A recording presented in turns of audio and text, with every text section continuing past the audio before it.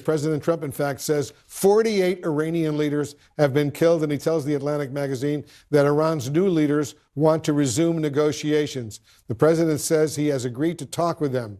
Has the U.S. military objective been met? What is the end game of this mission? Listen, the end game is pretty clear. We need to stop the terror coming out of the IRGC, the Iranian Revolutionary Guard Corps. That terror will continue as long as this regime is in place. And I think the Iranian people, most importantly, have made clear they're ready to take their country back. They're ready to finally topple this regime, but they need help. And we've been helping them now here these past several months since Midnight Hammer and through now. And my hope is that we're able to weaken the regime to the point where the Iranian people can rise up and once again build a government that represents their interests, and they can live free in their own country. And that will also provide stability to the rest of the region and ultimately the world. And as you know, Senator, just a few nights ago, President Trump addressed the nation with his State of the Union speech that ran just short of 2 hours, an hour and 47 minutes. The president spent only 3 minutes talking about Iran. Did he adequately prepare the American public for this military action? Well, as you all know, he's been very consistent in this. Let's not forget, he took out Soleimani during his first term, and Soleimani was the architect of the death of many of my friends, many folks you know as well, from journalists to civilians to servicemen. And he set the tone with killing Soleimani in 2020 that showed that we were actually going to enforce the red lines that we set out. We weren't going to talk big and let Iran continue to spread their reign of terror. When they did something that was bad, we were going to hit them back, and he did. He did again with Midnight Hammer when they were told repeatedly through negotiations that lasted decades that their nuclear program was not to progress. They ignored those warnings. They continued to progress, and we took that out. Now, over the past several months, they've been giving consistent signaling from the administration that any attempt to rebuild this program or any attempt to continue their reign of terror was going to be met with another strike, and it was. So this has been a pretty steady ratcheting of pressure, be it economic sanctions or military action. So I think to say this wasn't signaled pretty clearly is just not accurate. The president and this administration have signaled very clearly what the consequences of bad action were going to be. And it's about time we punish bad behavior on the world stage from Iran, and that's what we're doing. Iran has targeted U.S. military bases and U.S. Troops inside 7 neighboring Arab countries, and I'll read them: Bahrain, UAE, Qatar, Jordan, Kuwait, Saudi Arabia, and most recently now in Iraq. Are you worried about this conflict escalating big time right now, or destabilizing, in fact, the entire region? Well, the simple fact is it's already destabilized, Wolf, as you know. I mean, Iran has been destabilizing the region for 46 years. So to say that to take them out is going to destabilize the region, I think is a little bit backwards. Their very presence and their very continued action has been destabilizing. Now, getting rid of them, we're only 24 hours, 48 hours into this, is probably going to last another several days, if not weeks. But short-term destabilization here in the immediate is going to lead to a longer-term runway for the region to get back, hopefully to a economic and diplomatic stability that they all want and we all want. I think it's pretty clear. I've served in every single one of those countries you've talked about. I'm sure you've been there as well. Most of those countries have been in a very uncomfortable spot these past couple of decades between wanting to be part of the 21st century global economy, wanting to be in the good graces of the United States and the global economy, while also being quite annoyed and frankly scared of what they have on their back doorstep, which is a murderous terrorist regime. So most of these ruling governments throughout the region want the IRGC gone. They want them completely neutered. And I think they're willing, as we've seen in their rhetoric and their action, to help partake in that. And of course, there's going to be hopefully not much longer, a few days, a couple weeks of more action. We're going to have to wear that risk, as are they. But it's clear that they're with us in this endeavor, and we've got to finish the job we started. These U.S. military strikes against Iran were launched without congressional approval. Democrats are demanding an immediate vote on what's called the War Powers Resolution. What do you say to those who want to restrain the president right now from further military action against Iran? Listen, Congress has a constitutional role in this, no question. The Democrats have every right to bring war powers resolutions to the floor. I wouldn't dispute that. My hope is they get voted down, because I think that to end this campaign now would be a huge mistake. The regime is at its weakest point ever. In 46 and a half years, they're at their weakest point right now in every possible way, economically, militarily, politically. And to stop now and allow them to potentially regroup and rearm would be a huge mistake. So there's no question we have the constitutional right to check executive power. But right now, this is well within the executive branch's control. This is well within not just the Constitution, but also historical precedent for an executive to take this kind of action. I hope that we finish the job, as I said. I would urge my congressional partners on both sides of the aisle, despite what their feelings about the president personally may be, to realize that this is good for America. It's good for the free world. The IRGC does not care whether Republicans or Democrats. They do not care what administration is in the White House. They're going to kill Americans one way or the other. They're going to take us hostage. They're going to murder our citizens and our allies. And it's about time, as I said, we finally put the IRGC down and allow the people of Iran to take over their own country again. All right, Senator Tim Sheehy, thanks so much for joining us. The great state of Montana. Love Montana. All right, thank you very, very much. Thank you, Wolf. And we're continuing to follow the breaking news out of the Middle East right now. There's going to be a breaking news. And we're back with the breaking news. More attacks across the Middle East right now as Israel ramps up strikes in Iran, and Tehran is retaliating against Israel and other countries in the region, specifically 7 Arab neighboring countries in the region. This is new CNN video. We're getting it just in from Erbil, Iraq. Flames and smoke rising from the area near the airport. The United States has a major air base there in Erbil. Violence is breaking out near the U.S. Embassy in Pakistan. Meanwhile, watch this.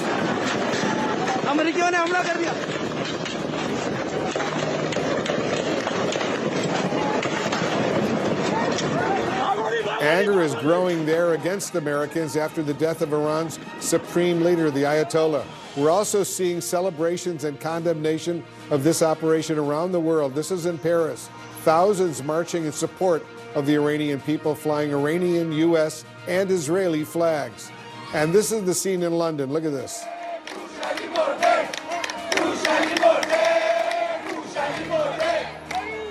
Protesters outside the Iranian embassy in London called the supreme leader a, quote, rat as they celebrated his death. And a much different scene in Yemen. Thousands of Houthi supporters showing their support for Iran's government, carrying posters of the supreme leader. And in India, protesters are mourning the death of the Ayatollah Khamenei. Some are crying, and one woman calling the supreme leader, and I'm quoting her now, my lion. Top Capitol Hill Democrats here in Washington and a few Republicans are demanding that lawmakers return to Washington this week to hold a formal vote on President Trump's war with Iran, an attack launched without formal official congressional approval. I'm joined now by Republican Congressman Mike Lawler of New York and Democratic Congressman Josh Gottheimer of New Jersey. Together, they recently released a joint statement opposing the Iran War Powers Resolution.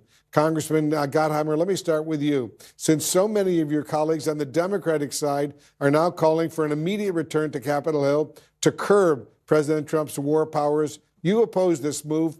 Are you not concerned that President Trump is going around the U.S. Constitution and the Congress, for that matter, with these strikes?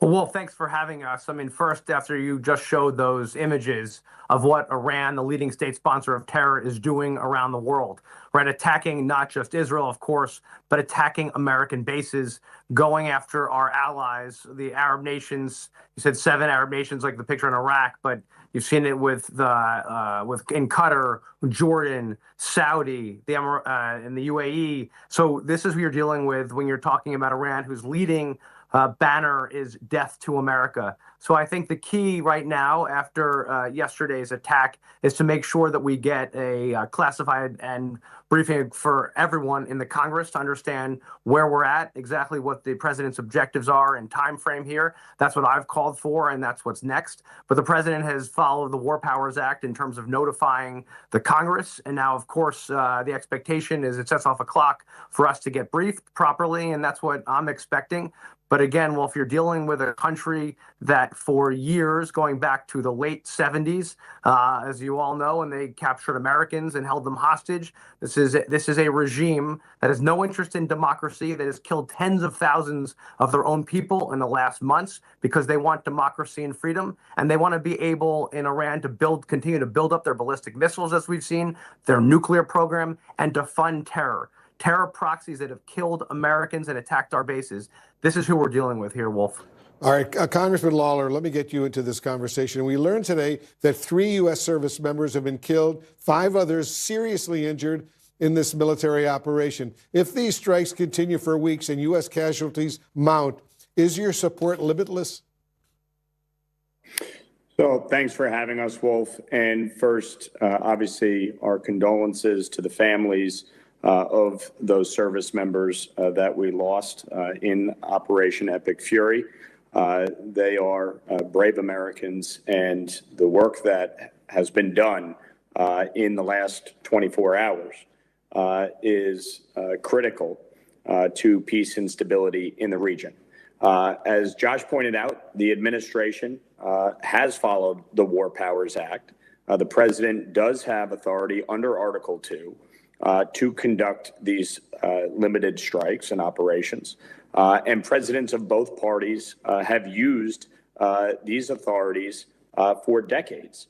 The fact is that Iran, as the greatest state sponsor of terror, the threat needed to be eliminated, not just its nuclear ambitions, but its ballistic missiles program, its funding of terrorism, and the oppression and slaughter of its own people.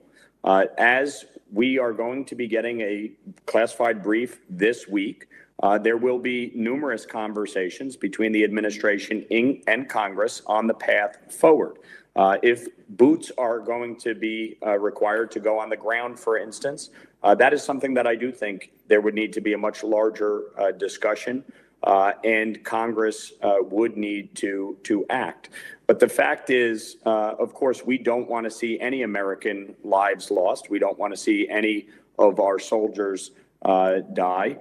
But this is a large-scale operation, and frankly, what we have seen over the past 24 hours is a very successful operation in cutting off the head of the snake, in eliminating the Ayatollah and his regime. Congressman Gottheimer, when you released that joint statement opposing the Iran War Powers Resolution, you did call on President Trump to brief Congress and all appropriate committees before any planned military action in Iran took place. Do you feel the White House was transparent with Congress about its plans and goals ahead of these strikes? Well, I know, as you know, Wolf, they briefed the Gang of Eight before any kinetic activity, which was the expectation. And now, as Mike just pointed out, I believe it's critical that they brief the entire Congress. Now the War Powers Act has been triggered, and we're expecting on the classified side, I'm on the Intelligence Committee, further briefings. But they did brief the Congress, the Gang of Eight, which is the leadership, and as expected, and now we're asking for a further briefing. And to Mike's point, you know, the killing of the Ayatollah is to understand just how significant that is. I mean, this is one of the leading, not just faces, but literally purveyors of terror that have killed tens of thousands of Americans over the years. And so that is a very important thing and step for our national security. Congressman Lawler, President Trump told the Atlantic magazine today that Iran's new leadership wants to talk. Are you optimistic at all that these strikes will force Iran back to the bargaining table and bring some real change potentially to Iran? Well, look, there's always the hope, and you always keep diplomatic channels open. You know, war and the use of military force should always be a last resort. But as President Trump has shown, he has given the opportunity time and again for talks, for negotiations. And last summer, after 60 days of negotiations in which Iran refused to give up its nuclear program, the president acted. Just last month, we saw with Nicolas Maduro, after his refusal to negotiate, the president acted. And again here, after the Ayatollah and his regime refused to cooperate on its ballistic missiles program, on its financing of terrorism, and were working to reestablish their nuclear ambitions, the president acted. So my message to the new leadership would be take this seriously and finally, with the Ayatollah gone, negotiate an end to this 47-year reign of terror that has brought nothing but death and destruction. There's a reason, Wolf, that the Iranian people are celebrating in Tehran and around the globe. And there's a reason the Venezuelan people were celebrating when Nicolas Maduro was removed. They understand that both Maduro and the Ayatollah brought death and destruction to their own people The world is safer today with the Ayatollah dead. All right, Congressman Mike Lawler and could see a Congressman real Josh opportunity. Gottheimer. Yeah, one quick final point. Go real ahead. Opportunity. I just want to say, as Mike pointed out, there's now an opportunity for peace in Iran and for freedom in Iran. And that's why people are celebrating around the world and in our country because they recognize that. And that's one of the things that's so significant about this campaign. And I think that's critically important. It's fighting terror, it's fighting nuclear weapons, it's fighting, of course, ballistic missile attacks around the world, but it's also a great sign of democracy and freedom for the people in Iran. All right, thanks to both of you for joining us. We'll continue, of course, this conversation as this fighting continues as well.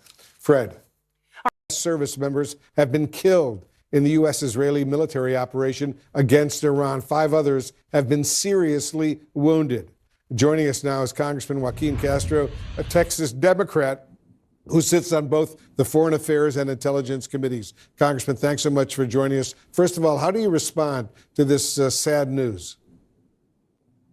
Well, first, Wolf, I want to offer my condolences to the family members of our service members who have now lost their lives in this war. It's incredibly tragic. And it's one of the reasons, quite frankly, that Americans are against another war in the Middle East, because we saw the loss of life in Iraq and Afghanistan and throughout the Middle East for years.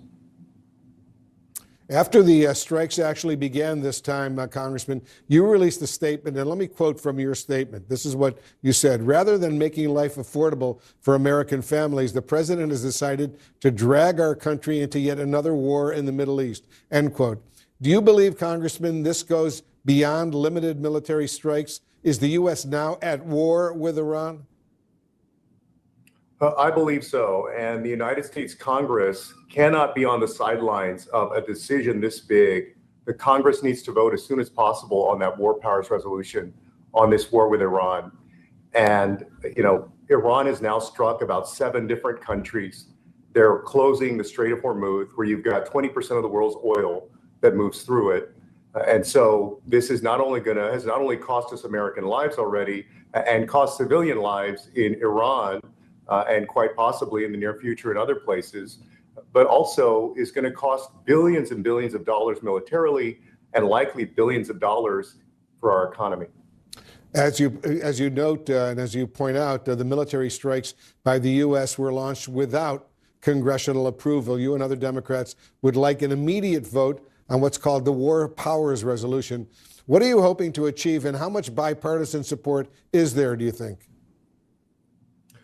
I'm hopeful that it'll be not just Democrats that are supporting this War Powers Resolution, but that we'll also have at least a handful of Republicans who will join us to check the president's power to unilaterally go to war.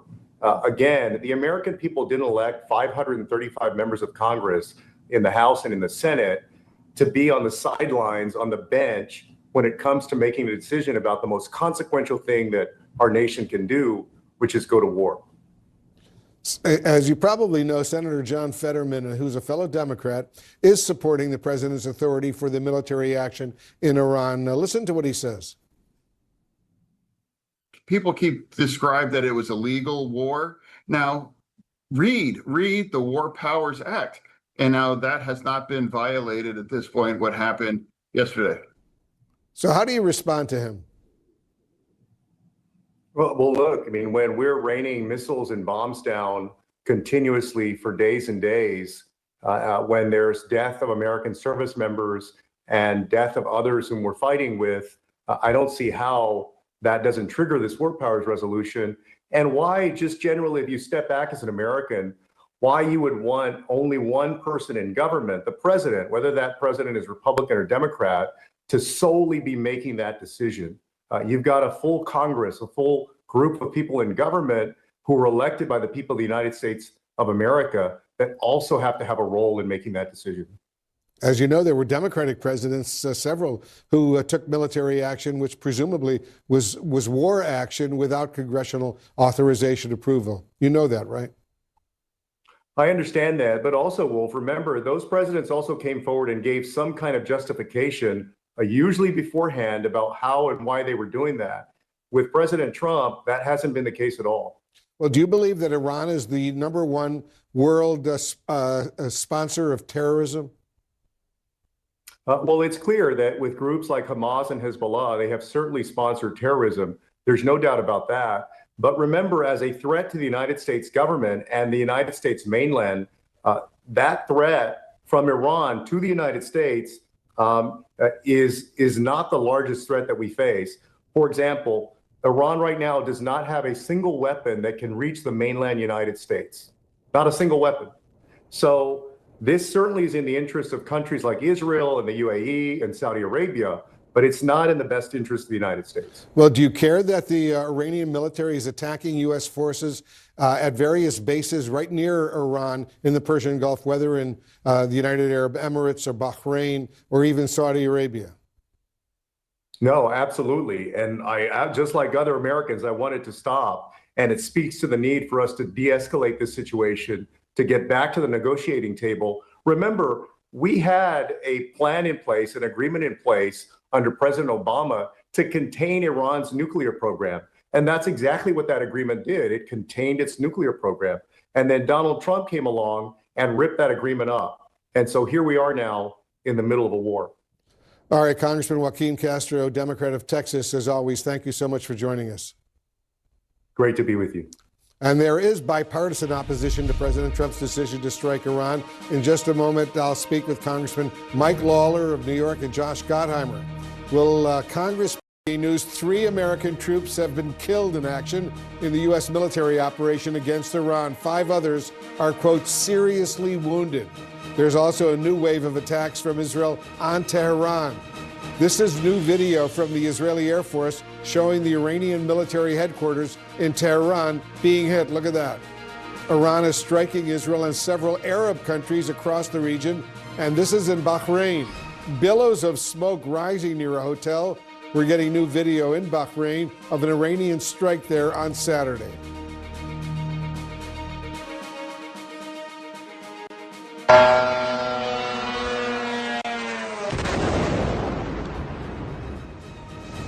And this is the famous port of Jebel Ali in Dubai.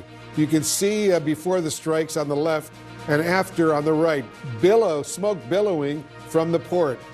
And take a look at this video. This is a tanker after being hit in the Strait of Hormuz, a major shipping route. About 20% of the world's global oil production flows through this waterway, and Iran controls the northern side. We are also getting some new video out of Iran, and I want to warn our viewers, it is disturbing and graphic. According to Iran, the death toll from a U.S.-Israeli strike on a girls' school near a military base in Iran has risen to more than 150 people. This video shows some of those killed. Both Israel and the U.S. say they are looking into this. Meanwhile, President Trump is now telling The Atlantic magazine that the new Iranian leaders, quote, want to talk.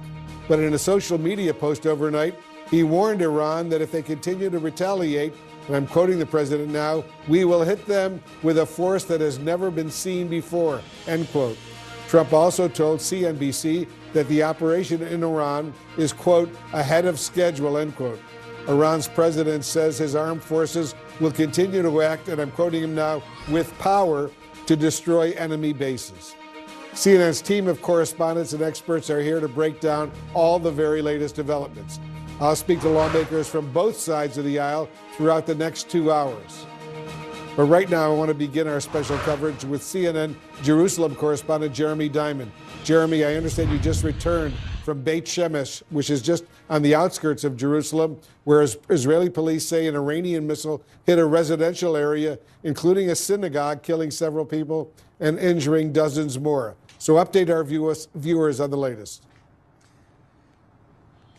Yeah, that's exactly right, Wolf. It was a devastating scene that we saw in Beit Shemesh, not only because of the scale of the devastation from one Iranian ballistic missile, but also because of the nature of the target. In this case, it appears that a direct impact was made on a synagogue in Beit Shemesh, but it's not just that it struck a synagogue, Wolf. It's also about what was beneath that synagogue. And as we understand it, according to Israeli police, beneath that synagogue was a bomb shelter where multiple individuals were sheltering at the time of when air raid sirens went off and that ballistic missile made impact. Multiple people who were inside that shelter were killed as a result of that attack. Several other buildings in the area were also severely damaged or destroyed, including homes of individuals in the area. At least 9 people were killed, but we're also told, Wolf, that multiple people are still missing as well. And so that death toll could very much rise. Keep in mind that during the 12-day war between Iran and Israel back in June, 9 people in a single strike was the deadliest incident. And so already this conflict, just over 24 hours in, has matched or perhaps even exceeded that in terms of a single strike. And it's all going to likely continue to get worse, Wolf, because Israel and the United States have made clear that they plan to continue and even perhaps intensify their attacks in Iran. And Iran is also vowing revenge for the killing of several senior Iranian officials, including the supreme leader Ayatollah Khamenei, and they are vowing to continue their retaliation, not only here in Israel, but also, as we've seen, across the Gulf here in the Middle East. Wolf. All right, Jeremy Diamond, thanks very much for that report. We'll get back to you very, very soon. Right now, I want to bring in my colleague, CNN anchor Frederica Whitfield, who's in Atlanta. Fred, President Trump, in announcing the strikes early yesterday, warned about the potential of American casualties. And as we just reported, that is unfortunately the case. Indeed. In fact, we hope to hear more details about the circumstances of that happening. The U.S. Military Central Command says 3 American service members have been killed in what's being called Operation Epic Fury and 5 others wounded. It's not clear how the troops were killed or where they were killed. Joining us now, CNN national security correspondent Natasha Bertrand. Natasha, what more do you know about the American service members killed, the circumstances, any sequence of events? Yeah, Fred, we are still working to gather more information on the circumstances of their deaths. U.S. Central Command, as you said, did release a statement that said simply that as of 9:30 a.m. Eastern time this morning, 3 U.S. service members have been killed in action and 5 are seriously wounded as part of this operation against Iran, which began yesterday morning, of course. They continued by saying that several others sustained minor shrapnel injuries and concussions, and they are in the process of being returned to active duty. Major combat operations continue, and our effort is ongoing. They also said that the situation is fluid, and the reason why they haven't been able to release more information is because they are still notifying the next of kin of these service members who were killed. But it's important to note as well that President Trump said in his statement on Friday night, prior to this, or I should say early Saturday morning, just as this operation was unfolding, that there would likely be U.S. casualties. And of course, we have seen Iran retaliating across the entire region, targeting U.S. military forces and bases in response to the U.S. and Israeli attacks. And the Iranians have vowed to continue those strikes, which have largely been conducted by kamikaze drones, by ballistic missiles as well. A number of U.S. military installations have been hit, though just yesterday, U.S. Central Command said that the damage to those facilities has been fairly limited. So we do expect to hear more in the coming hours and days, potentially about these service members who were killed once their families are all notified, Fred. All right. And Natasha, these retaliatory strikes taking place in 8 Arab nations, and we're now getting word that there have been explosions heard near the U.S. air base in Erbil, Iraq. What more do you know about that? This is a base that, of course, houses many U.S. And coalition troops that are part of the anti-ISIS operation, helping Iraq fight off ISIS. As of recently, there were believed to be up to 2,000 American troops at that air base. We do not know if that missile actually made impact with the base, whether any U.S. troops were injured. But of course, we have asked U.S. Central Command for any additional information on whether there were any casualties sustained in that incident. All right. Natasha, the U.S. military says it hit an Iranian naval vessel, which it says is currently sinking. What more do we know?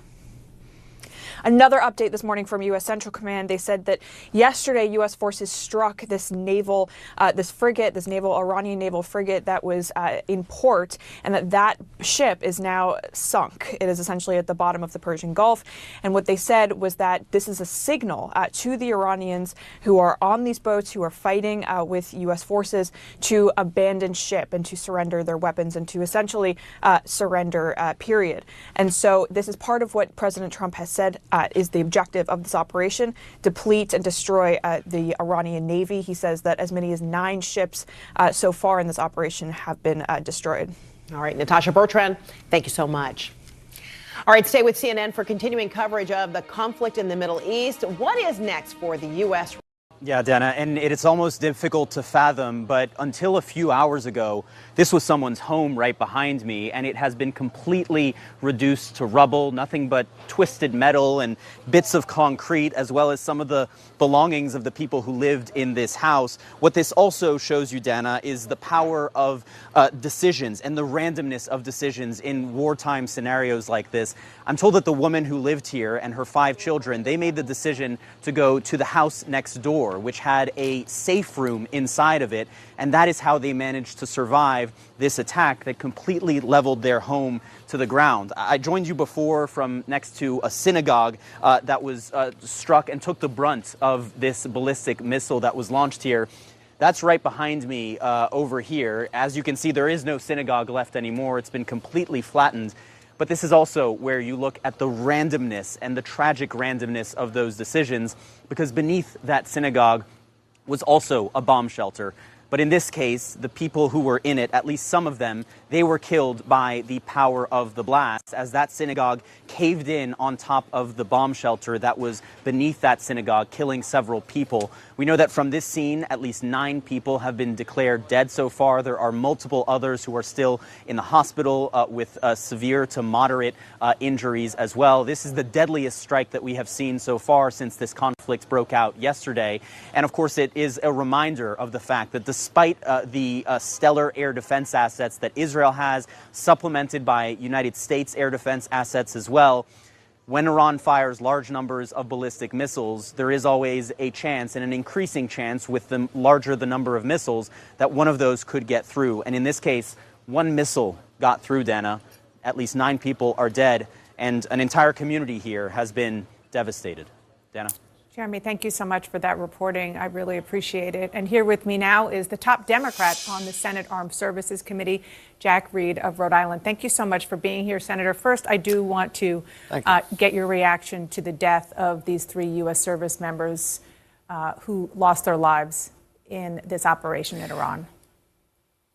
Well, the greatest strength of this country are the men and women in uniform who sacrifice everything so that we can enjoy the blessings of liberty. And their loss is a grievous loss to all of us, but particularly to their families. So at this moment, we have to consider their mothers, their fathers, their spouses, and thank them also for the sacrifice. But it's the cost of war, and it's a real cost. It's not something that you can just dispose of and say it's one of those things. Yeah, it sure is a real cost. Senator, you have been critical of these strikes for several reasons. You say the president never made the case for the war to the public. You say he never sought congressional authority, and he has no end game. Of those 3, what concerns you the most? Well, they all concern me because we are now in a gamble. And we're in a situation in which the president has not clearly articulated what is his real goal and how will he achieve it. So there's a lot of ambiguity, I think, even within the administration of what comes next. Then I think you have a situation where, once again, he has shown disdain for the Constitution. The Constitution gives Congress the sole authority to declare war. The president entered a war without approval, in fact, even without a good explanation of what he intended to do. And so we're in a situation now where it's ad hoc. It's not a strategic initiative, well planned, and it'll have consequences not just in the Middle East, but throughout the globe. Senator, we have seen presidents of both parties use the military to strike nations without congressional approval. So this is not new. Why do you think this is different? Well, it's not new. You're exactly right. In fact, one instance in which the president came to Congress was George W. Bush for the war in Iraq. I voted against it because I thought it had similar potential difficulties as this operation. But you're right. On both sides have sort of taken their power and try to craft some type of novel interpretations of the law. But we've seen a president who consistently ignores congressional will, impounding funds, firing people that without notifying Congress or giving sufficient time for us to react. It's part of his everyday moment. But when you get to the point of going into a war, which I don't think at this point anyone can truly judge the outcomes, you need advice and consent from Congress. So, and if that comes before you, the consent part of this, maybe even some advice, and there is a vote on presidential war powers, how will you vote? Well, I would vote to require the president to, within 30 days, either conclude the operation or to cease military operations. Unless, and we made it very clear in the legislation, it requires the defense of Israel, because that is a sworn obligation of the United States, and that is recognized. So we want to get back to a situation where we can hopefully take over with non-kinetic means our efforts to frustrate the Iranian government and literally put them back in the box. On that note, the Israeli Prime Minister Netanyahu says that the strikes on Iran will continue and will increase in the coming days. So it sounds like this operation isn't close to ending anytime soon. Well, I think that's right. And I think what we're seeing also, and what you vividly illustrated, is that the Iranians feel in a position that all they can do is retaliate, that if they just step aside, as they essentially did after Operation Midnight Hammer, then they will be thoroughly degraded. So this is a battle that's going to go on with more casualties, many of them innocent casualties. And I don't think we're going to get what we want. If regime change is the president's goal, if even ameliorating the condition of the Iranian people is his goal, that cannot be done, I think, historically, unless you put troops on the ground. And he's said we're not going to do that. You know, we bombed Europe with the 8th Air Force for years, tons and tons, and it took D-Day and a year-long struggle to finally change the regime in Berlin. Well, that's my next question is, do you think that regime change with air power alone is remotely possible?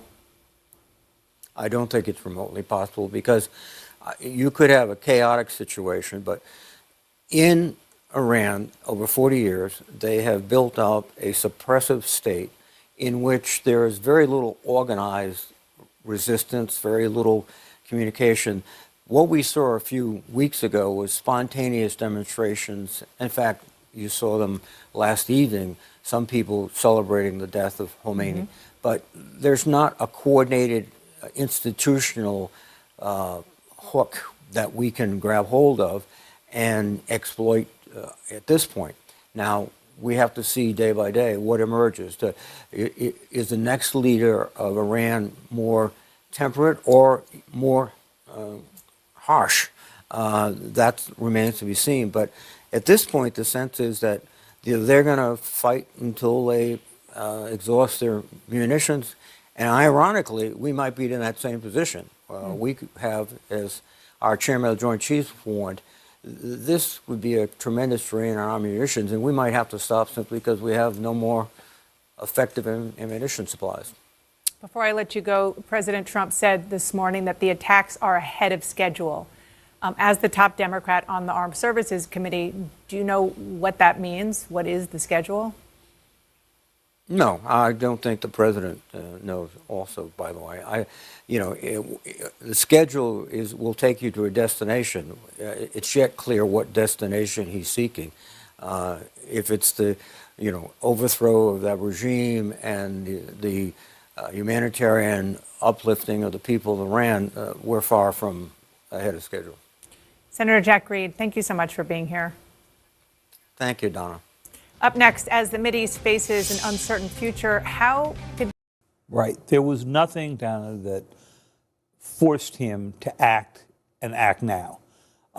There was no imminent nuclear threat. He had actually neutralized a good deal of that back in June when he hit Fordo, Natanz, and Isfahan.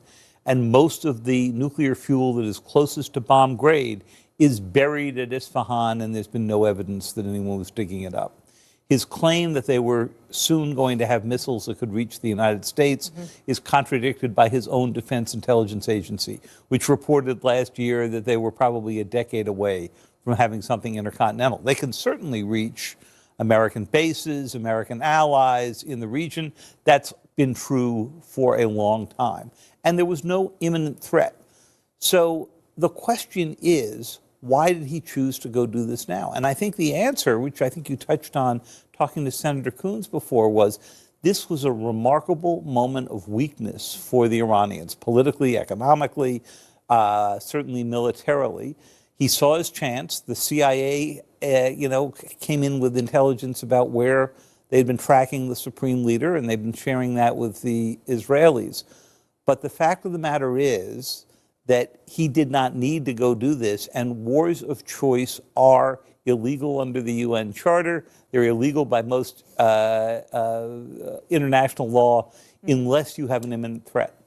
And I think that's where we're going to see the legal justifications start to take shape, and we already saw it starting to take shape yesterday. In a call with reporters, administration officials said the Iranians had missiles essentially pointed at U.S. bases and U.S. forces, and they were prepared to use them preemptively. And so we had to take action first to take out these missiles, take out the launchers to prevent a mass casualty incident. We're told that that is not true, that the Iranians actually, there was no intelligence to support the idea that the Iranians were going to take a first strike against the U.S. or against Israeli assets unless the U.S. and Israel acted first. But of course, going back to your point, they need a justification not only, under international law, but also to lawmakers who are potentially coming back to the Hill this week to vote on a war powers resolution, to say that the U.S. was under imminent threat, that there was an imminent attack coming, and so they had to act quickly.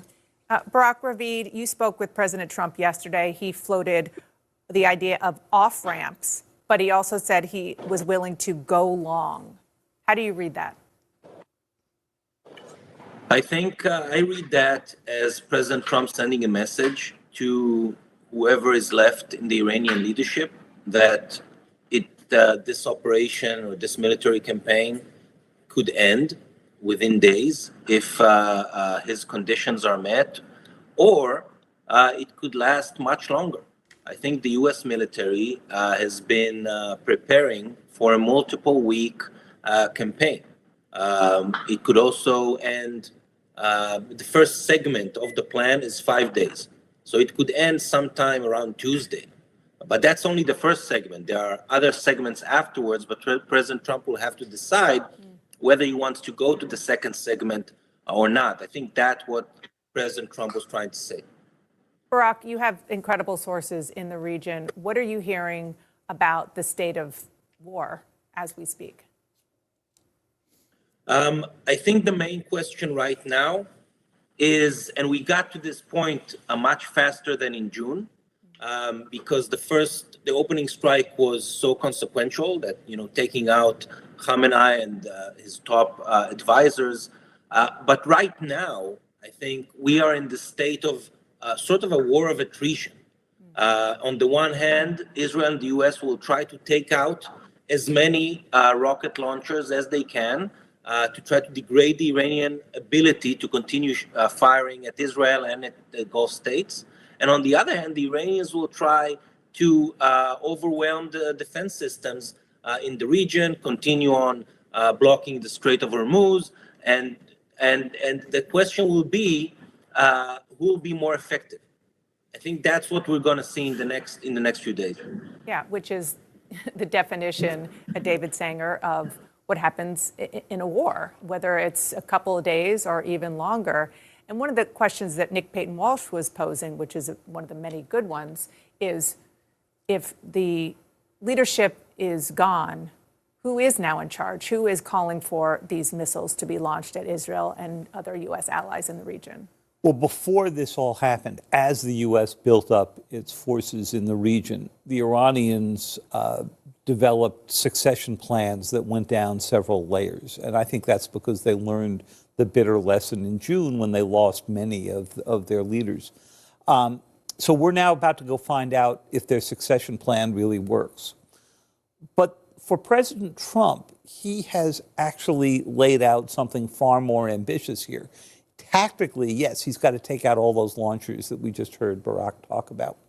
But politically now, he's got to figure out how to engineer a regime change that is friendly to us. And as you were discussing earlier, it's hard in history to find a single example where a regime change has been brought about, certainly one friendly to us, by air power alone.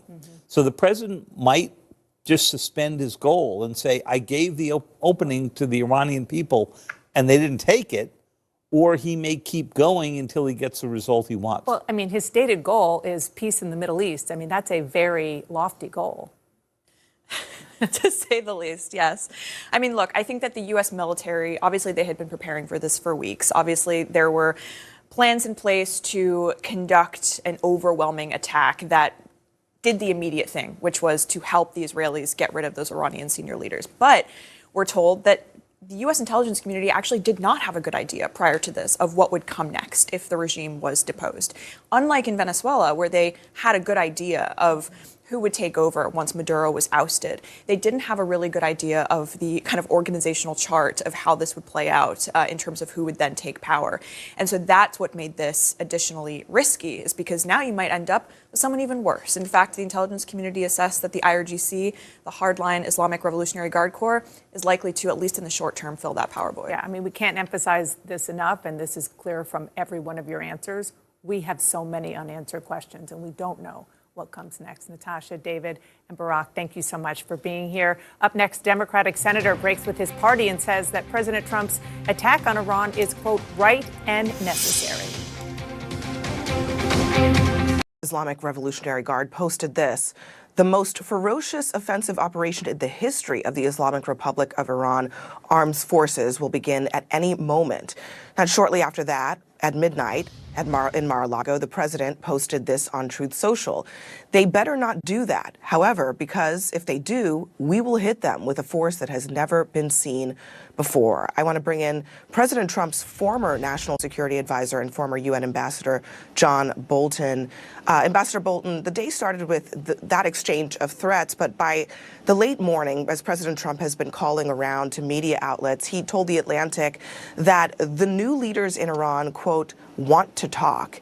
And on top of that, Oman's foreign ministry also says that Iran is open to any serious efforts at de-escalation. So should the U.S. work with the remnants of the existing Iranian regime, similar to what they have done so far in Venezuela? Of course not. It's a mistake in Venezuela. It would be a mistake in Iran. I have no doubt that whatever is left of Iran's top leadership is perfectly happy to talk to the United States, to play for time to stop us and the Israelis from pounding them. Their word is no good. The threat that they pose to us remains unresolved. Their behavior is not going to change. That's why the president has selected the correct objective here, which is regime change. We're less than 2 days into it. We need to have patience and not listen to those that will do anything, say anything to get us to stop.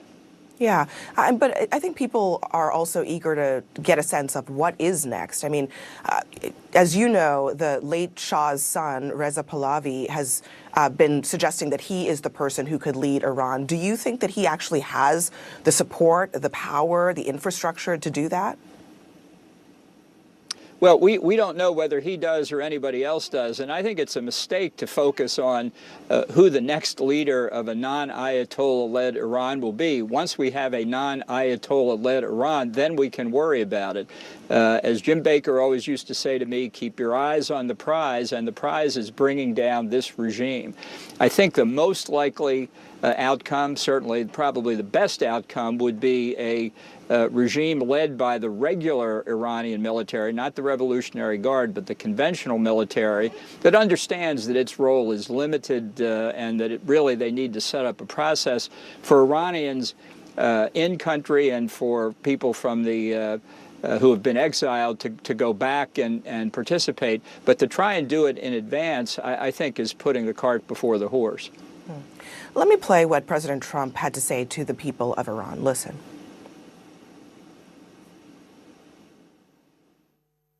When we are finished, take over your government. It will be yours to take. This will be probably your only chance for generations. I'm curious what your reaction to that is, and also how would that be done? How can the regular Iranian people take over their government at this stage? Well, it's remarks like that and one other thing he said in that speech that leave me worried that we have not coordinated effectively with the opposition inside Iran. It doesn't have enormous structure or leadership, but the dissatisfaction with the regime has never been more widespread. The regime is weaker now than it has been at any point since it was founded in 1979. And it won't be, I think, a transition from an Ayatollah-led regime or really a Revolutionary Guard-led regime. I think it's the Guard that's really in control in Iran to the people. There'll be intermediate steps. The Ayatollahs have been in power for 47 years. They're not about to go quickly, and I think we need some persistence and some patience here. I hope the administration is ready for that. I hope they make the case better than they have so far to the American people that this could take time. It's not time involving boots on the ground, but if we are successful, as it appears that we are well on the way to doing, of having complete air dominance over Iran, meaning we can take our time, that we shouldn't be pressed by 8 days, 9 days. Is it going to be over in 10 days? It'll be over when it's over. If that's our real objective, if regime change is our objective, we should have known going in. We cannot predict at the outset how long it will take. Philip in New York alongside Aaron Burnett in Tel Aviv. Thank you for joining us. Just moments ago, CNN's crew in Tel Aviv captured the moment that air raid sirens rang out over the city.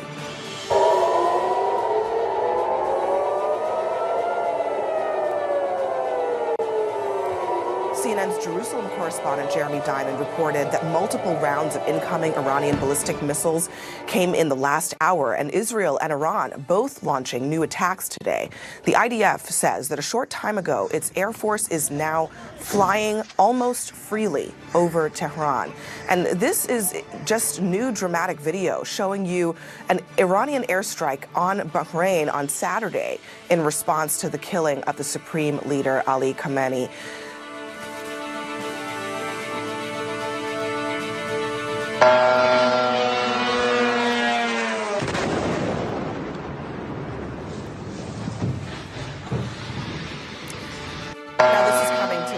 As we just learned of the first American casualties in President Trump's conflict with Iran. U.S. Central Command says that 3 service members have been killed in action and another 5 were seriously wounded. They sustained minor shrapnel injuries and concussions, though it is unclear how these service members were killed. A senior White House official has told CNN that President Trump will eventually speak with the new potential leadership in Iran, but says that for now, the military operation will continue. The country forming a transitional council after the supreme leader and major military leaders were killed in this joint U.S.-Israeli operation. Let's go straight to Tel Aviv, where CNN's Aaron Burnett is standing by. Aaron? Yeah, Abby, and you just heard those sirens, of course, the way that things are here right now in this war that is affecting this entire region now in an unprecedented and stunning way. We are still waiting on more details about the 3 U.S. service members killed in action and the 5 others, Abby, that you mentioned who are seriously wounded in terms of what happened and where. U.S. Central Command says right now that they're waiting until 24 hours after next of kin for those soldiers is notified to release additional information. An incredible moment to think about, right? That just days ago, this was something many would think was impossible, and now here we are. Americans have died in action in this war. For more on what we do know, CNN Chief International Correspondent Clarissa Ward joins us from Erbil, Iraq, and our Jerusalem correspondent Jeremy Diamond is here in Tel Aviv and covering the story from here with us. So, Clarissa, what is the latest that we understand about these U.S. service members as these details are just starting to come in? So, Aaron, I just want to talk, if you will allow me, because we have just been hearing another series of booms coming from that direction. That's the same direction where we heard explosions earlier in the evening. We then could also hear small arms fire. That's an indication potentially that it was some type of a drone attack, people trying to shoot down those drones. And it was coming from the direction of the Erbil airport. Now, earlier this evening, just an hour ago, when there was another series of explosions at the airport, we actually drove right close to try to get a better look and get a sense of what was going on. Take a look at what we saw, please.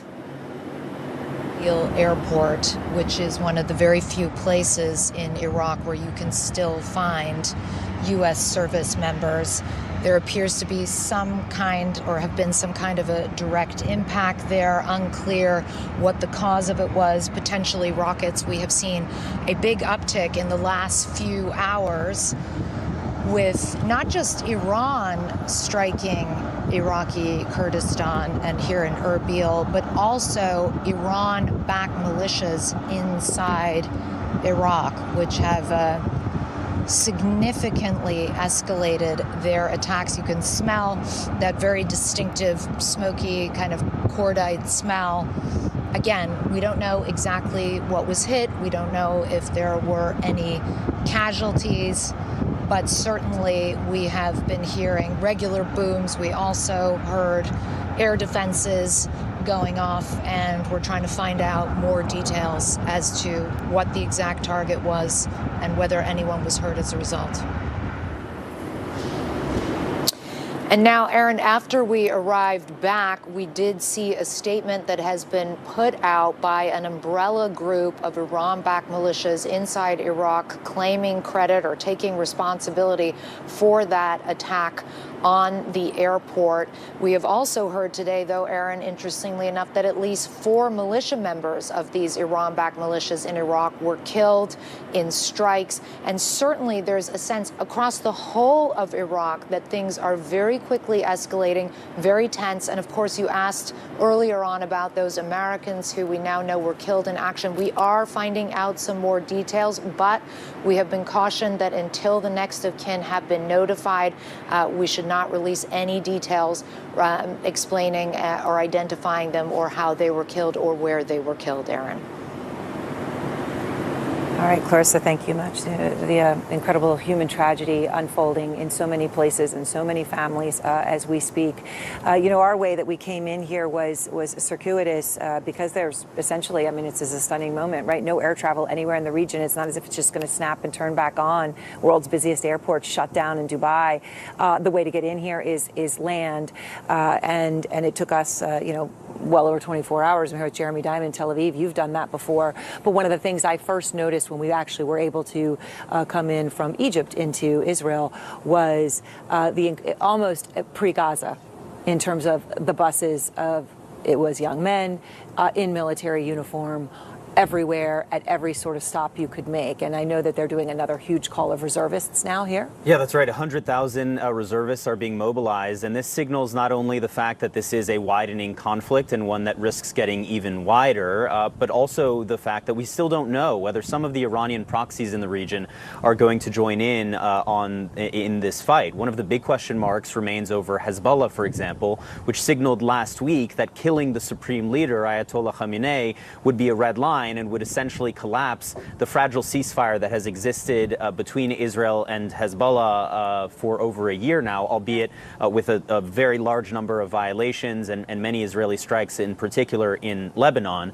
So that is one of the questions, maybe one of the reasons why they are calling in so many more reservists. But certainly Israel is preparing for this to be a days-long campaign. We've heard the Israeli Prime Minister and other officials talking about the fact that this is going to continue until they get the job done. I think there's a question mark about exactly what that means. We know they're trying to create. What is the job? They're trying to create the conditions for regime change. Does that mean the strikes continue until regime change has been achieved, or is there some other benchmark that they will lay out there? Especially as we're hearing, these grumblings about whether President Trump will eventually talk to the new leadership in Iran, whether there is the possibility of any ceasefire discussions there. But certainly for now, these strikes are going to continue for days, and that also means that Iran's strikes here are also going to continue. Yes, as we've heard. And of course, as you point out, the IDF, quick to say how many they've eliminated. What they say, 48 leaders, which would almost sound as if there is no leadership. But of course, the Iranian president is still alive, perhaps the former supreme leader's son, right? It is just extremely unclear who's in charge, what the power vacuum is. We don't know. All right, Jeremy Diamond, thank you very much. And of course, Jeremy here in Tel Aviv has been, indefatigably covering this. I want to go now to the former NATO Supreme Allied Commander, CNN senior military analyst, Admiral James Stavridis, also partner of Carlyle Group, the international investment firm. So, Admiral Stavridis, I want to start here in. Obviously, this is a moment where you are just seeing, it's unprecedented, it's stunning, it's across a region, it is even more than a regional war, obviously, at this point, United States involved. But now you have American soldiers dead, which could be a transformational point. How do you see this?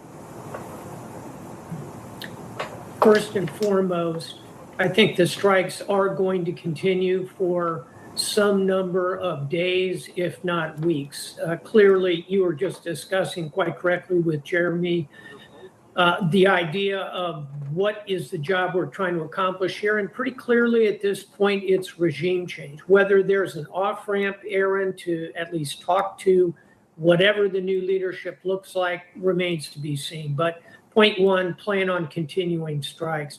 Point two, the Iranians are going to try and close the Strait of Hormuz right in the center of the map you're showing. That's 25% of the world's oil that goes through there. So look for oil prices to go up significantly. And point three, the Iranians will not only seek to close that strait, they're going to continue to expend their inventory, their ballistic missiles against the targets that you are dodging yourself personally in Tel Aviv. So that's kind of the predicate. Final thought, in some ways, if there's going to be regime change, it's not going to be the direct result of these strikes. It's going to require the brave people of Iran to come out and face this rotten theocratic regime. And when that happens, are we going to see Tiananmen Square and protesters shot down? Or are we going to see the French Revolution, a successful national movement that gets rid of the old? Yeah. So there is much more to follow here.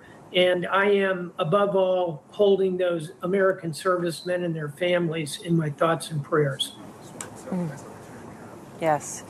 You know, it is so hard to understand, not just through the opacity with which we cannot see into what's really going on in Tehran right now, the question marks, but also, Admiral, what damage has really been done physically, right? There's a lot of embellishment. There are some facts. There's bellicosity, and it's very hard to tell the difference between the three, right? So we have satellite images that we've just gotten in that shows significant damage at multiple military bases in Iran. Then you have Trump coming out and, talking about how the Iranian Navy is on the floor of the sea and essentially eliminated. How much can you see what the reality is right now? I mean, we also hear that Iran has thousands of missiles that it can still fire, and it could, if it continued to use them appropriately, it could overwhelm U.S. missile defenses if it's able to do so over a certain period of days. What really is the situation here as you see it? When I put my commander's eye on this thing, and I think back, for example, to the 2011 war in Libya, in which, as Supreme Allied Commander of NATO, I directed 25,000 strikes. We hit and serviced 6,000 targets. What I'm seeing is a very comprehensive campaign across the spectrum of military targets, military industrial complex, and naval forces, the latter being most important to take out in order to keep the Strait of Hormuz open. Aaron, we're going to do, I'd say, another 24 hours plus of strikes, and then I think you'll see a pause for battle damage assessment. CNN and other outlets are on top of this, looking at satellites, but our U.S. military satellites are even more precise. So look for a real evaluation probably 24 hours from now. It's a lot of damage.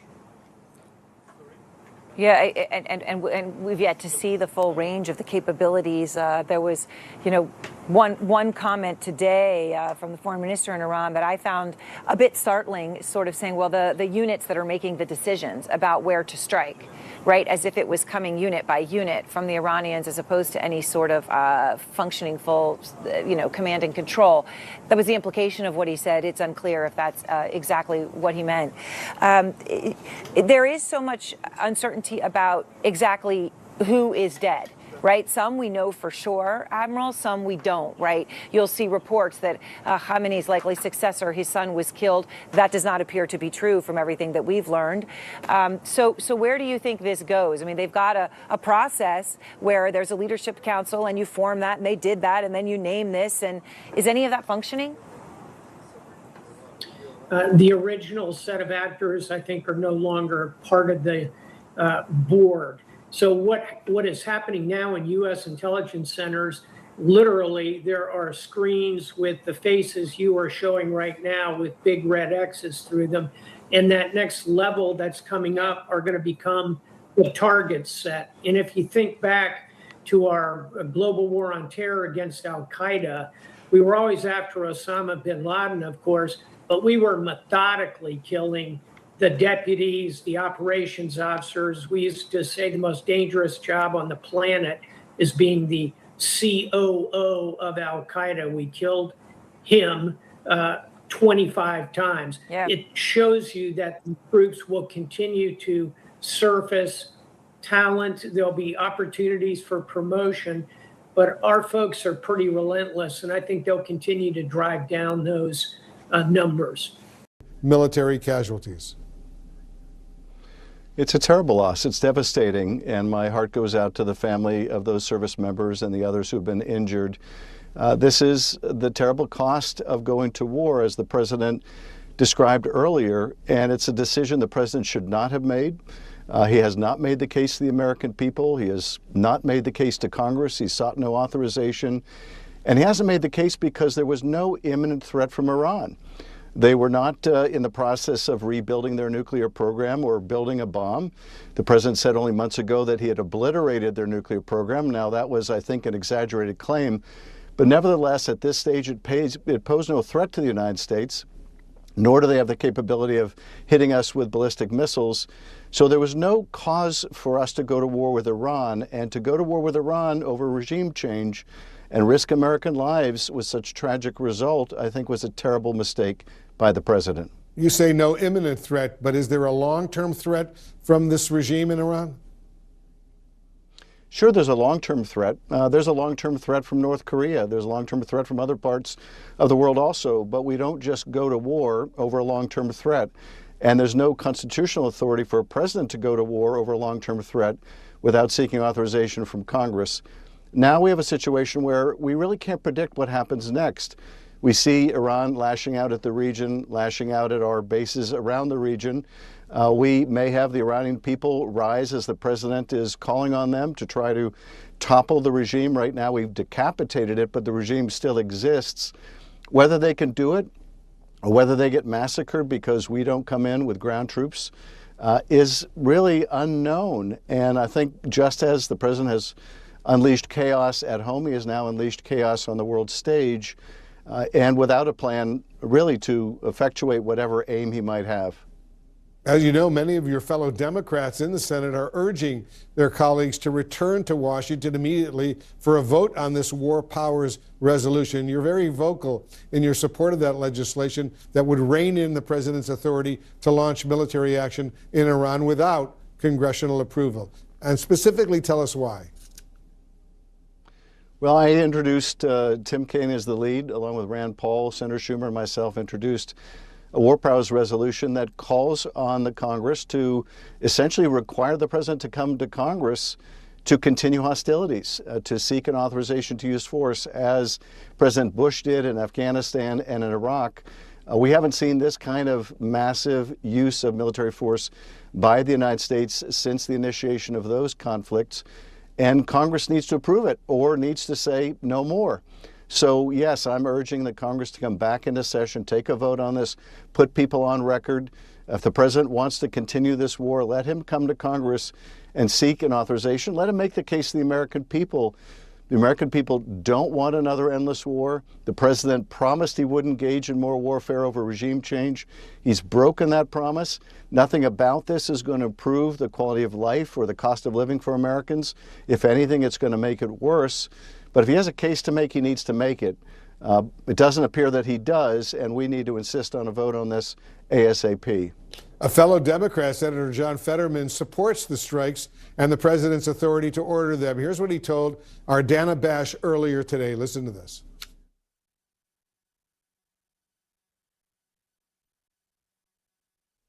People keep described that it was a legal war. Now, read the War Powers Act.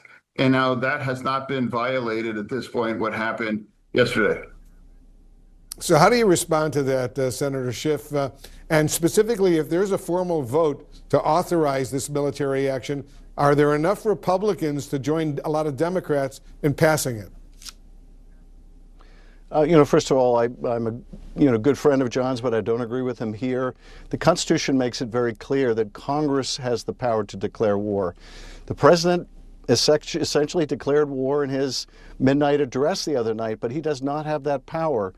And so we're using the remedy that we have, which is the War Powers Act, to try to bring this to a conclusion. In terms of whether we have the votes, I think the vote for it will be bipartisan. In light of what John said, the vote against it will be also, some element will be bipartisan. Whether we'll have enough votes, I don't know. It may depend on what happens between now and the time that votes takes place. And how long this conflict continues. If it continues, we will bring up undoubtedly successive war powers resolutions. But I would hope that we could insist that if a president of the United States wants to declare war, they need to come to Congress. This president has shown all too much willingness, whether it's in Venezuela or Nigeria or Iran or elsewhere, to simply let loose the dogs of war, and we need to rein that in. Senator Adam Schiff, thanks so much for joining us. Thank you, Wolf. I want to bring back my colleague, Frederica Whitfield, who's joining us from Atlanta right now. Fred? All right, Wolf, several people were killed when an Iranian missile hit a bomb shelter located below a synagogue. And this happened earlier today in a residential area of the city called Beit Shemesh on the outskirts of Jerusalem. Israeli police say 9 people were killed in that attack. And then just moments ago, sirens rang out in Tel Aviv, and we also saw some interceptions taking place over the city. Let's bring in now Jerusalem correspondent Jeremy Diamond in Tel Aviv. You're on the phone. Tell me about experiencing these warning sirens and what else is going on there. Yeah, well, we've been facing multiple rounds of incoming Iranian ballistic missiles over the course of the last 10 minutes or so. Currently inside a safe shelter amid those sirens. We did see, as soon as those sirens went off, multiple interceptors being fired from Tel Aviv, going into the air, trying to intercept some of those Iranian ballistic missiles. So this does appear to have been quite a significant barrage. Multiple booms could be heard from the shelter in which we currently are. That is notable. We've seen some of these barrages have grown more frequent, but sometimes they've been smaller in number. Sometimes you only hear one interception actually taking place. In this case, we heard multiple. As it relates to earlier today, we were in the city of Bet Shemesh, a really tragic scene there where you had not only the fact that this ballistic missile appears to have made direct impact onto a synagogue there, but also the fact that a bomb shelter was beneath that synagogue. Multiple people were sheltering inside that bomb shelter, but unfortunately, several of them were killed as a result of the direct impact and the synagogue caving in on that shelter. I spoke to residents there who were very shaken by what had taken place, shaken by the fact that people who tried to get to a safe place were ultimately killed inside that shelter. At least 9 people have been killed in that attack, according to Israeli paramedics. Dozens more were injured in what has been the deadliest strike in Israel of this conflict resulting from an Iranian attack. This brings a total to 10 people who've now been killed in Israel over the course of the last day and a half since this conflict broke out. And of course, the risk is now that this could all continue to get worse as Israeli officials vow to continue to expand their operations in Iran, and Iranian officials vowing to continue to retaliate and to avenge the killing of the supreme leader, Ayatollah Khamenei. And now, Jeremy, the Israeli military is saying that it's preparing to mobilize around 100,000 reservists for this Iran operation. Do you get the sense that Israel is preparing for a prolonged fight? Yeah, that's exactly what appears to be happening. I mean, when this operation was first launched yesterday, Israeli officials were telling us that this was going to be at least days. They also all made clear that this was going to be something far wider in scale, far more destructive in terms of the impact in Iran than what we saw during that 12-day war in June. And indeed, Israel has claimed to have killed dozens of senior Iranian officials. We know that there have been attacks on Iran's ballistic missile program. And now an Israeli military official telling us today that they basically have total air superiority over parts of Iran, with Israeli jets constantly flying over the Iranian capital. And they also say that this is only just the beginning of this operation. And indeed, 100,000 Israeli reservists now being mobilized, which also signals the fact that we know this conflict is widening. And we're still waiting to see, for example, whether some of Iran's proxies join into this fight in a more significant manner. We've yet to see whether Hezbollah is also going to start firing missiles upon Israel. That decision doesn't seem to have been made yet, but certainly Israel is making preparations for this conflict to continue to widen. All right, Jeremy Diamond, be safe. Thank you so much. All right, still ahead, new explosions at the airport in Erbil, Iraq, on top of massive protests across the country condemning the killing of Iran's supreme leader. A live report. Breaking news. And we begin this hour with the breaking news. 3 American troops killed in the operation in Iran, 5 others seriously wounded. Today, Israel is carrying out a new wave of attacks inside Iran. This is new video from the Israeli Air Force showing the Iranian military headquarters in Tehran being hit. Just outside of Jerusalem, meanwhile, an Iranian missile killed 9 people in a bomb shelter just beneath a synagogue, that according to Israeli police. And you can see emergency workers bringing out body bags. We're also getting new video from inside Bahrain of an Iranian strike there on Saturday. Watch this.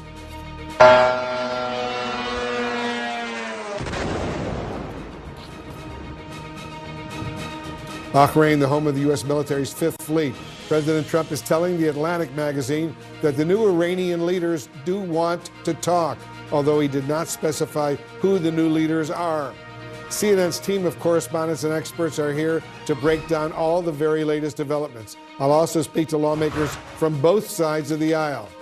Joining us now is Senator Tim Sheehy, a Republican from Montana. He serves on the Armed Services Committee. He's a retired U.S. Navy SEAL. Senator, thanks so much for your service. Thanks so much for joining us. I know you have said that President Trump made the right decision in launching these strikes on Iran.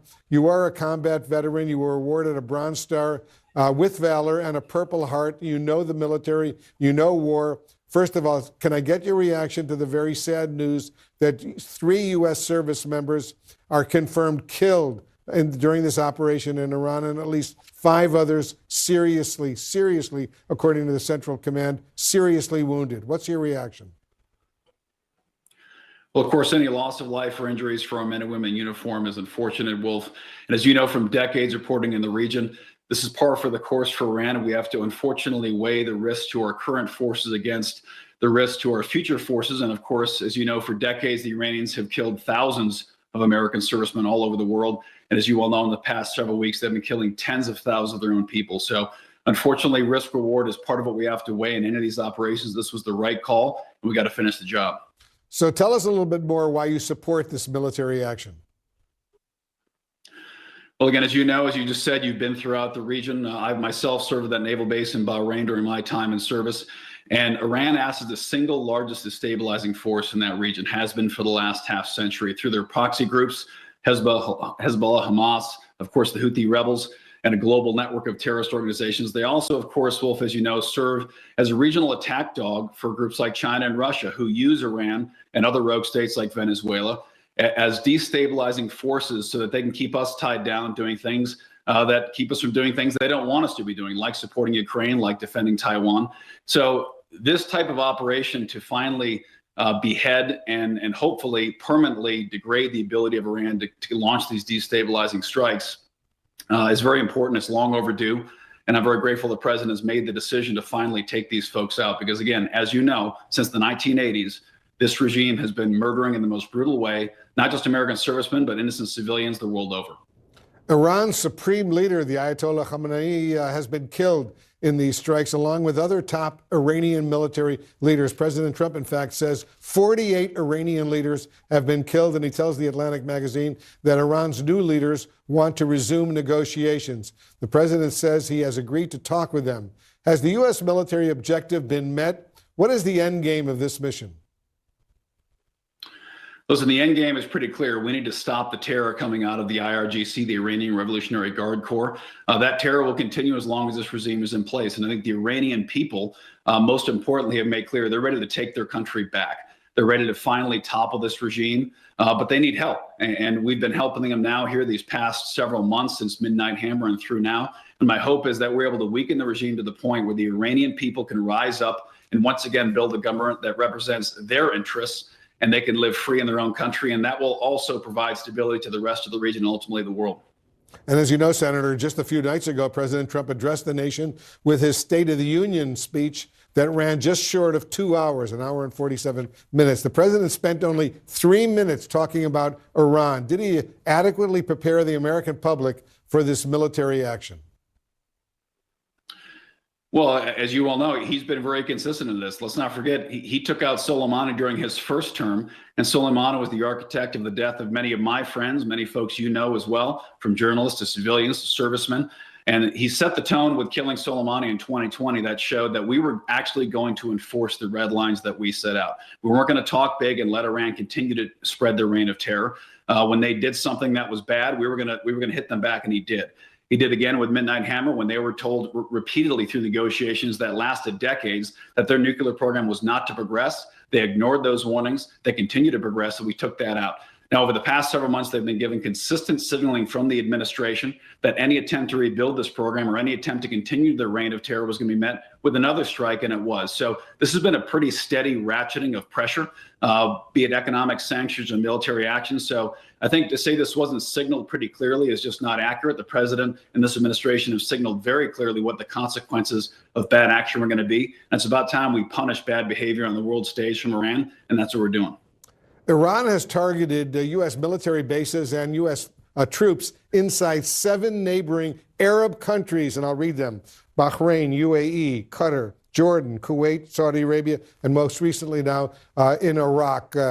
Are you worried about this conflict escalating big time right now, or destabilizing, in fact, the entire region? Well, the simple fact is it's already destabilized, Wolf, as you know. I mean, Iran has been destabilizing the region for 46 years. So to say that to take them out is going to destabilize the region, I think is a little bit backwards. Their very presence and their very continued action has been destabilizing. Now, getting rid of them, we're only 24 hours, 48 hours into this, is probably going to last another several days, if not weeks. But short-term destabilization here in the immediate is going to lead to a longer-term runway for the region to get back, hopefully to a economic and diplomatic stability that they all want and we all want. I think it's pretty clear. I've served in every single one of those countries you've talked about. I'm sure you've been there as well. Most of those countries have been in a very uncomfortable spot these past couple of decades between wanting to be part of the 21st century global economy, wanting to be in the good graces of the United States and the global economy, while also being quite annoyed and frankly scared of what they have on their back doorstep, which is a murderous terrorist regime. So most of these ruling governments throughout the region want the IRGC gone. They want them completely neutered. And I think they're willing, as we've seen in their rhetoric and their action, to help partake in that.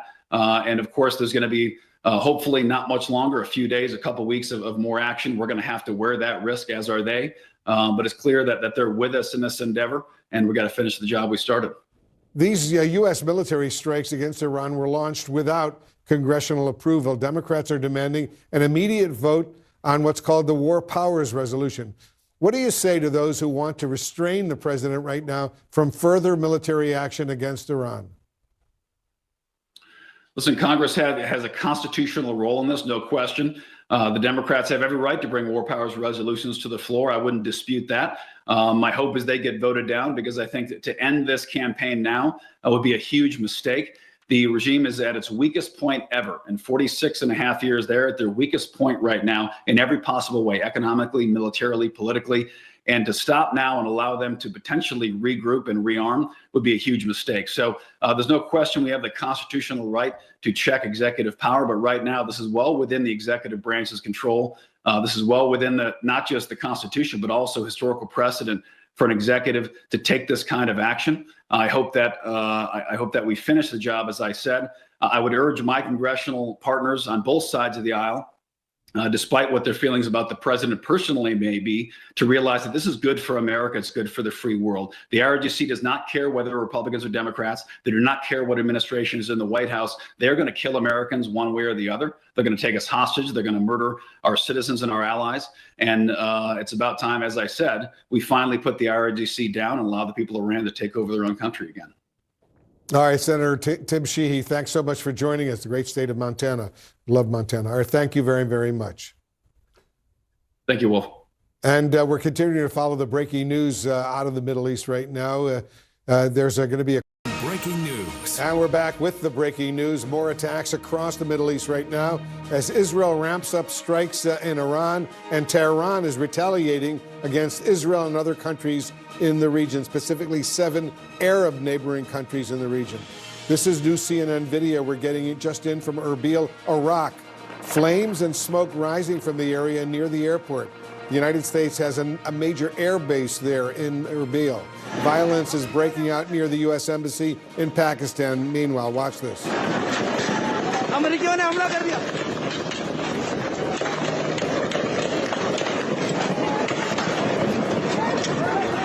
Anger is growing there against Americans after the death of Iran's supreme leader, the Ayatollah. We're also seeing celebrations and condemnation of this operation around the world. This is in Paris. Thousands marching in support of the Iranian people, flying Iranian, U.S., and Israeli flags. And this is the scene in London. Look at this.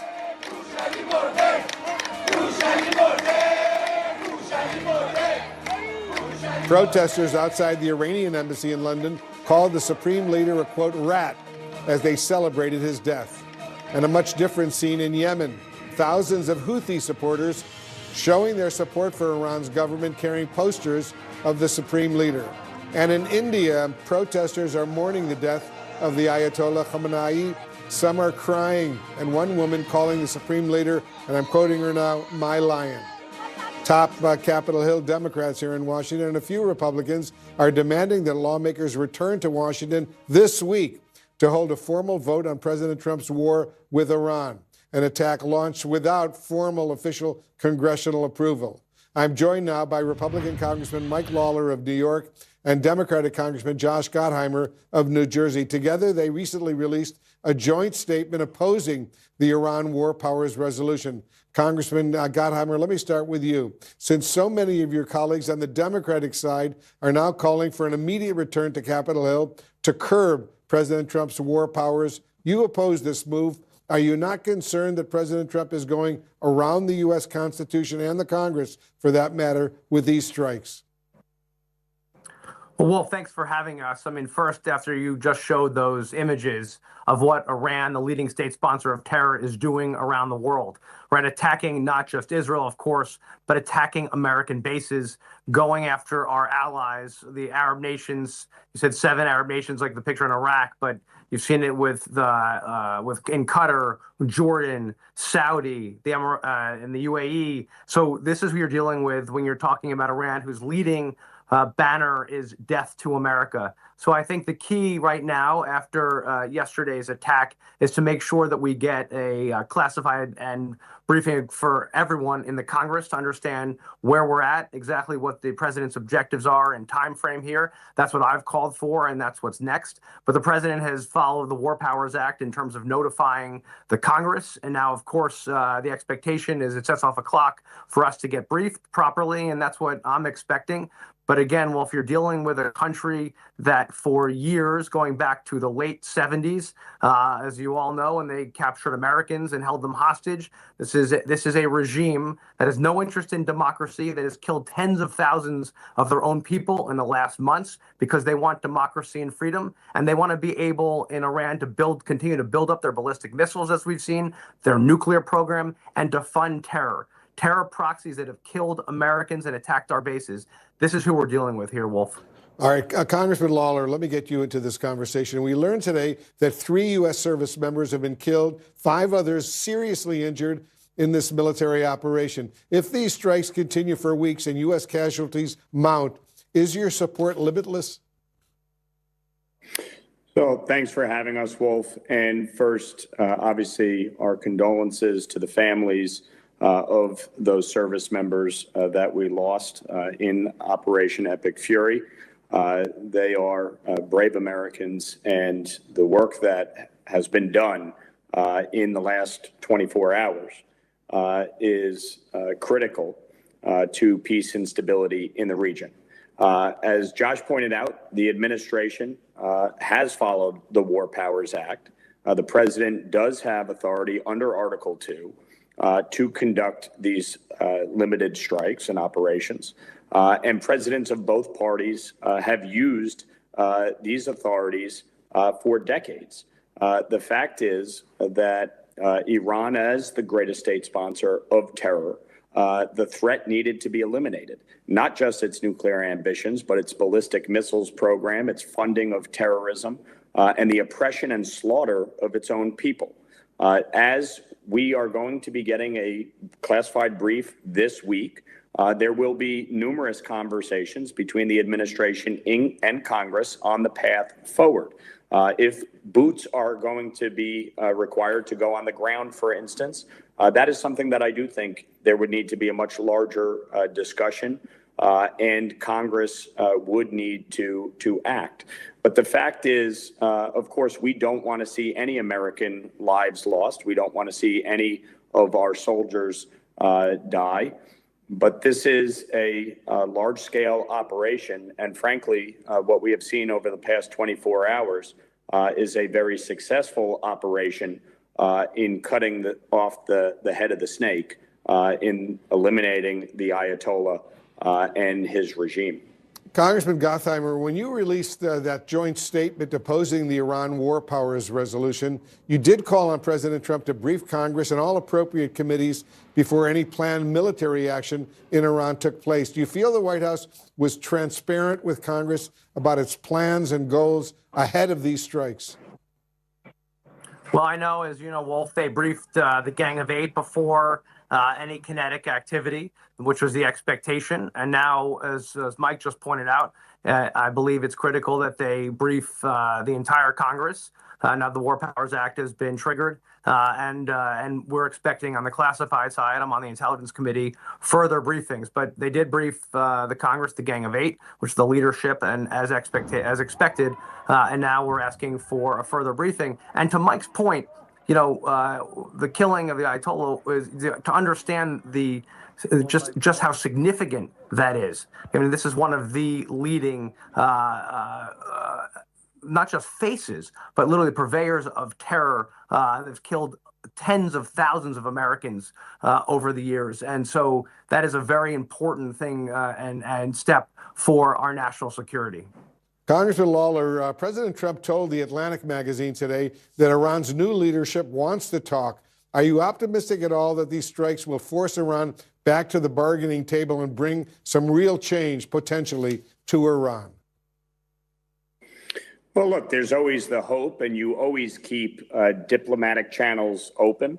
War and the use of military force should always be a last resort.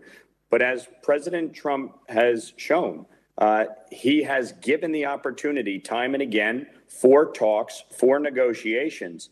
And last summer, after 60 days of negotiations in which Iran refused to give up its nuclear program, the president acted. Just last month, we saw with Nicolas Maduro after his refusal to negotiate